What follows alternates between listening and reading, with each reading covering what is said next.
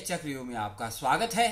आज हम मोदी जी का रोना धोना और राहुल की वोटर यात्रा के संबंध की चर्चा करेंगे।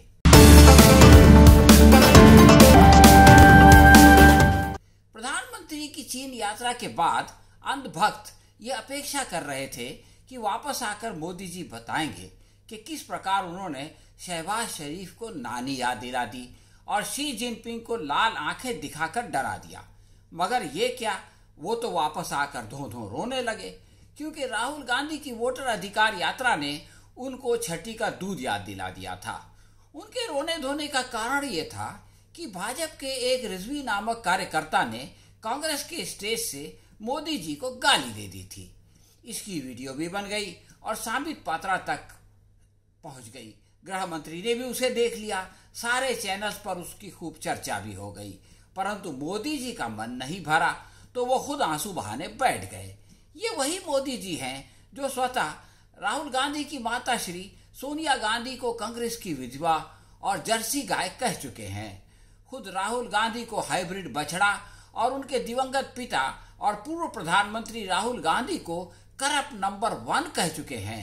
नरेंद्र मोदी की माता के अपमान का विरोध करने वाला रमेश बिधूरी संसद में दानिश अली को खटवा और दिल्ली की मुख्यमंत्री आजसी मार्लिना सिंह को चुनाव के लिए अपना बाप बदलने वाला कह चुका है। क्या वो महिला का अपमान नहीं था? और जब बिधूरी कालका जी की सड़कों को प्रियंका गांधी के गालों की तरह चिकना बनाने की बात कर रहा था तो क्या मोदी जी बहरे हो गए थे? ये सब इसलिए हो रहा है क्योंकि वोटर अधिकार यात्रा ने मतदाताओं को समझा दिया है कि ये सरकार वोट चोरी करके सत्ता में आई है, इसलिए इसे गद्दी से हटा दिया जाना चाहिए। इस बात को फैलाकर यह भी कहा गया कि वोट चोरी का मतलब संवैधानिक अधिकारों से वंचित करना है। वोटर लिस्ट से नाम निकाले जाने पर नागरिकता भी छिन जाएगी और अपने ही देशवासी घुसपैठिया हो जाएंगे। उनको तमाम सरकारी सुविधाओं से वंचित करके देश से निकाल दिया जाएगा, यानी इस देश में वही रहेगा जो भाजपा को वोट देगा। जो लोग ये सोच रहे थे कि अपने देश में ये असंभव है तो उन्हें वोट अधिकार यात्रा की समाप्ति पर गांधी मैदान में विपक्ष के नेता राहुल गांधी को अनुमति के नकार से बता दिया गया कि मोदी है तो सब कुछ मुमकिन है। परंतु ये भी सच है कि इस रोक टोक ने राहुल गांधी की यात्रा को एक बेहतरीन क्लाइमेक्स से नवाज दिया। इसका सहरा चूंकि मोदी के परम भक्त नीतीश कुमार के सर है, इसलिए ये शेर याद आता है, कहानी खत्म हुई और ऐसे खत्म हुई कि लोग रोने लगे तालियां बजाते हुए। गांधी मैदान में आने से रोके जाने वालों की आंखों में खुशी के आंसू थे। तमाम रुकावटों के बावजूद लाखों लोगों का वहां आना बताता है कि ये लोग मोदी सरकार को भस्म करके ही रहेंगे। दशहरा के मौके पर रावण को जलाकर उसके गले में वोट चोर गद्दी चोर की तख्ती लगा देंगे। जनता के मस्तिष्क पर यह नारा एक आंदोलन बनकर इस प्रकार छा गया है जैसे मोदी के खून में गरम गरम सिंदूर दौड़ता है। सरकार ने लगले लूड़े तकनीकी बहाने से रैली की इजाजत नहीं दी, फिर भी मीडिया में राहुल का भाषण खूब चला और ये देखकर फिल्म कालिया का वो डायलॉग याद आ गया कि हम जहां खड़े होते हैं लाइन वहां से शुरू होती है। अब देश में सियासी एजेंडा, जनता की सियासी पसंद और नापसंदगी का पैमाना नरेंद्र मोदी नहीं राहुल गांधी तय करेंगे। कालिया का एक कैरेक्टर कल्लू से कहता है, सयानी सेठ को उसके हथियार से मारो और उसका हथियार सोना है। मोदी को भी उसके हथियार यानी वोट से मारने के लिए जनता को यह बताया जा रहा है कि उनका सोना खून पसीने की कमाई नहीं बल्कि स्मगलिंग का माल है जो लोगों की जेब से चुराया गया है। मोदी वोट चोर गिराकट हैं, इसलिए उन्हें गद्दी छोड़ देनी चाहिए वरना ये उनसे छीन ली जाएगी। कालिया फिल्म के सीधे साधे कल्लू की तरह राहुल गांधी को भी एक जमाने में पप्पू कहकर पुकारा गया। चंद सिक्कों का लालची गोदी मीडिया दिन रात ये भ्रम पैदा करता रहा, लेकिन राहुल गांधी की भारत जोड़ो यात्रा ने इस छवि को तोड़ दिया।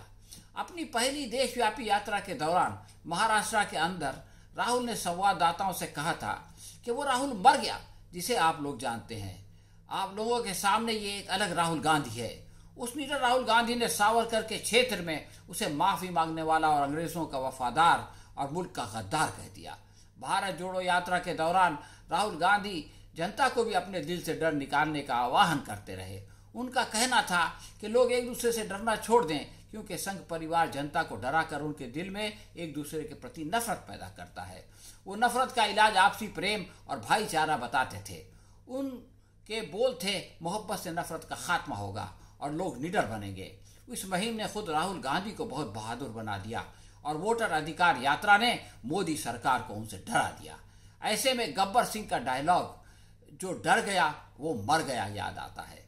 गांधी मैदान की रैली को रोकना संघ परिवार में पसरे डर का प्रमाण है। और जहां तक राहुल गांधी का प्रश्न है, उनका मामला तो ये है कि मुखालिफत से मेरी शख्सियत संवरती है, मैं दुश्मनों का बहुत एहतराम करता हूँ। विरोध से व्यक्तित्व संवरता भी है और बिगड़ता भी है। मसलन गांधी मैदान में रैली करने से रोकने वाले भगवा चिंटू अब पप्पू बन गए हैं।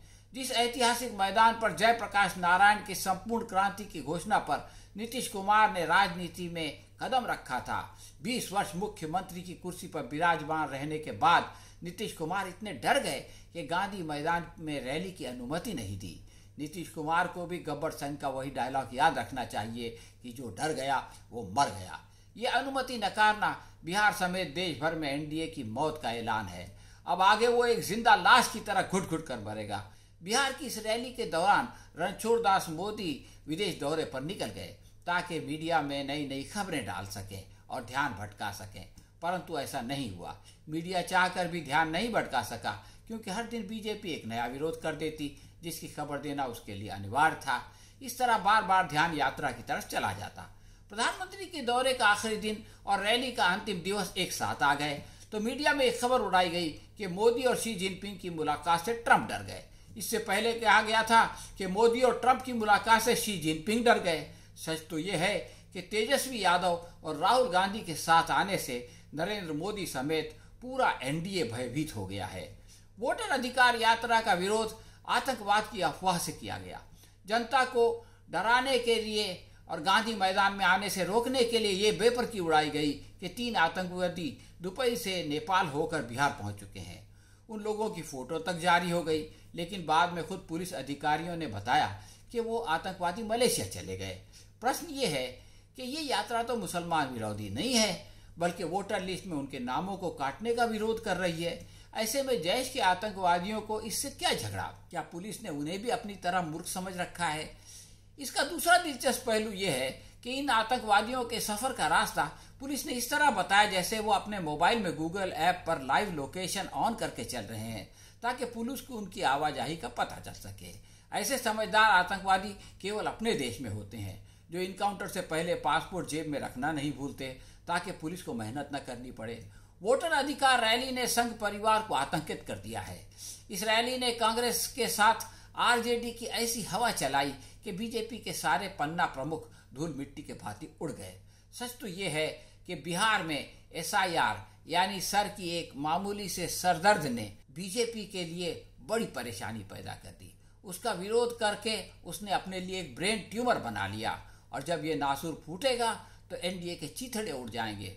भारतीय जनता पार्टी के उलझुल विरोध ने इस रैली को कामयाब करने में जो रोल निभाया है, उसको देखकर ये शेर याद आता है, तुम दिए बाद मुखालिफ से न घबराए औकाब, ये तो बहती है तुझे ऊंचा उड़ाने के लिए।